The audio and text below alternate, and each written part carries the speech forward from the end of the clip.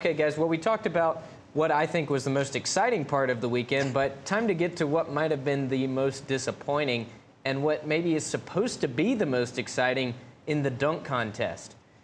Were there any moments that did stick out? Largely a disappointment, but what did stick out to you in this dunk contest? That they tried the glow-in-the-dark dunk. That was pretty cool. They tried to do something new, and they had to bring some kind of excitement to this because there were no big names. I mean, Jeremy Evans wins the dunk contest. I don't even know who that is. I thought he was Reggie Evans. That's who I thought he was. I was getting confused. But I think they tried something new with the glow-in-the-dark. It didn't really work, but it was a good idea to try something. I think they really needed to have some kind of way to bring in big players, whether it's offering a ton of money to Blake Griffin or to even, you know, DeAndre Jordan or someone like a big man would have been good. Maybe if you somehow say if you win the dunk contest, you have to come back the next year. Some way to get at least one big name guy in there so people are going to watch. Because when Jeremy Evans wins the dunk contest and he's going up against Chase Budinger, who has 6 dunks all year, I mean, that really doesn't do it for me as a fan. Yeah, I think throw $1 million to the charity of the winner's choice or something like that. I don't even think it necessarily has to go to the player's pocket, but I mean something to where he has some good standing in the community. Yeah, why not even do something like what they do with the skills challenge, pairing them with an underprivileged youth, and then you give them a scholarship with the amount based on how you place in the contest. That's perfect. Yeah, but I definitely want to see Dwight Howard, LeBron James, Kevin Durant, Russell Westbrook, kind of one person from every position, like Amari Stoudemire, get the center out there, get the point guard out there, you know, and just see who's the best dunker. Well, guys, it seems like the conversation so far is centraling on how they need to change it. You guys obviously not impressed with the product they put out there on Saturday night. Should Jeremy Evans have won? I mean, we have to look at this contest. As flawed as it was it judged correctly? Did the right guy win? I think so. I think he had the most impressive dunks. The ball where the 2 balls dunking at the same time. I thought there was no way that was going to happen. I thought he's going to have to just throw down a normal dunk. Eventually, he did on I think the 2nd attempt.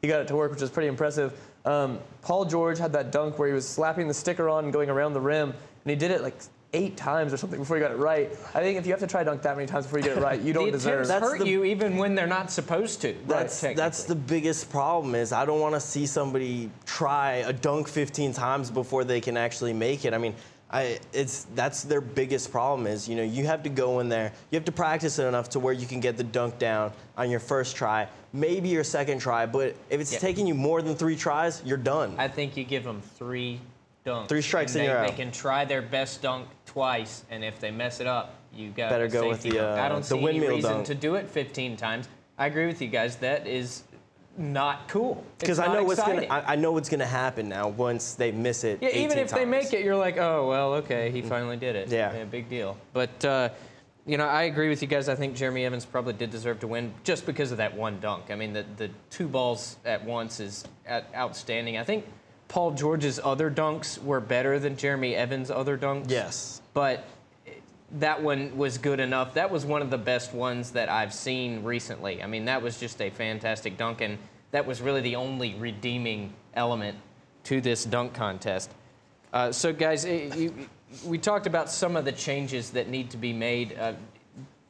What do you guys think they can do to make this more exciting in terms of rules or how to get other players involved? What does the league need to do to fix the dunk contest? Well, I think the biggest thing, as Mike mentioned, is you have to get big-name guys in the dunk contest. And it doesn't even have to be LeBron and Carmelo and Durant and Kobe. It doesn't have to be the biggest-name guys in the league. But once upon a time, Vince Carter was in the dunk contest. Kobe Bryant was in the dunk contest. Rising stars trying to make a name for themselves, just like Blake Griffin last year, would do the dunk contest to get their name out there, show how talented they really were, and get excitement around themselves. So whatever it takes to get those young stars in the game. I mean, it could be John Wall. He showed in the rookies game, or well, I guess not rookie, sophomore game, the Rising Stars game, that he has some better dunks than what we were seeing in the dunk contest. Right. So just get in whoever you want to let shine and give them whatever incentive you need, whether that is, Andy, pairing them with a child or pairing them with a charity or whatever it takes.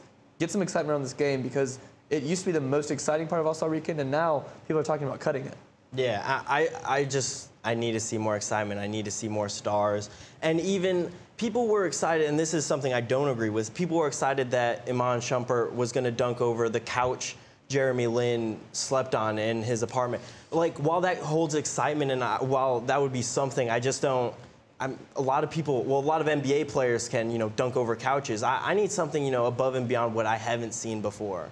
Yeah, the creativity is certainly a part of this that is lacking, and even if they do have a lackluster field, you got to do some more different things. I think Paul George was the only true innovator in this dunk contest, and maybe he should have got more credit. He's a rising star too. All right, guys. Well, it's time to move on to our second topic of the evening: Carolina basketball. Can't ever get enough talking about Carolina basketball here in Chapel Hill. But we'll start with senior night. It's Wednesday night against Maryland. Let's start with the two guys that are graduating, Zeller and Justin Watts. How should they be remembered? I think that they're remembered a lot in terms of what happens this season. Tyler Zeller and Justin Watts won rings their freshman year, even though Tyler Zeller wasn't playing at that point. Justin Watts obviously wasn't playing, so he still doesn't play now, really. He gets a couple minutes a game. But unfortunately. Right. I think that if the team wins the championship this year, Tyler Zeller has a lot to do with that, not only because he's their go-to player down low, but because he is that senior and that leader on the team. Who knows how much he leads in the clubhouse, but on the floor, he's the guy that they're looking to every time him and Kendall Marshall get the ball to on offense. For me, a lot of the senior class, because I'm also a senior, so I've kind of gone through Carolina with these guys, or at least I like to think that I've gone through Carolina with these guys. It's been kind of a disappointing class. I mean, you have Ed Davis leaves early and hasn't done anything in the NBA and had a kind of rocky road as he left UNC. Definitely. Larry Drew transfers. Justin Watts has been underwhelming, and Tyler Zeller is the one real redeeming piece of this senior class. Yeah, I think Tyler Zeller, I mean, it's going to be if he wins ACC Player of the Year this year, which I like his chances to do. That's going to be his, if he can win 2 championships, be ACC Player of the Year, his status is kind of cemented here. I think Justin Watts definitely should play more. I'm a huge Justin Watts proponent.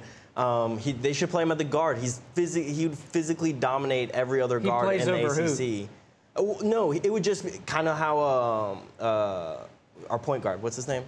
Kendall Marshall? No, back up. Stillman White. Yeah. There you go. I couldn't remember his name. How is Stillman White? He would come in 3-minute bursts, and he would have that kind of role. And I really think he'd be successful in that role. Instead, they try to start him at forward. That was never helpful. And then you're right, Ed Davis had trouble, and Larry Drew, does he still play basketball? Well, you guys talked about those two guys. Do you think this team would be better if they still had those two players? If you still have Ed Davis on this team, of course it's better. I mean, he's a pretty good player in the NBA. Maybe not ever be great, but he can block shots. He gives you presence down low. If you have him and James Michael McAdoo coming in off the bench, that's a really good second unit to give wind to these players. But I think this team Do you think Henson ever moves into the starting lineup if Ed Davis is still there? Maybe not. Probably not, actually. Yeah. But I think that Henson is a really good first guy off the bench if that's the worst case scenario. But I think that last year the team proved they're actually better off without Larry Drew. And the team got so much better when he left. And I'd rather have Stillman White only needing 3 or 4 minutes a game than having to give Larry Drew 20 minutes a game and interrupt the flow of the entire offense. Yes. At least that's what appeared to happen when he was on the floor last year. I don't think we would have been better with Ed Davis, staying at UNC. I felt like he was a very selfish player. He was it was all about him improving his draft status going into the NBA, and he never seemed to gel with the rest of the team. And that team my freshman year wasn't very good. I'm a junior, so it wasn't very good. They didn't seem to like each other. It seemed like, okay, we're the best athletes in the country. We're going to play together, and we should be successful because we're more athletic than everybody else. Well, guys, as you may or may not know, senior night is one of our last 2 games of the season here at Carolina.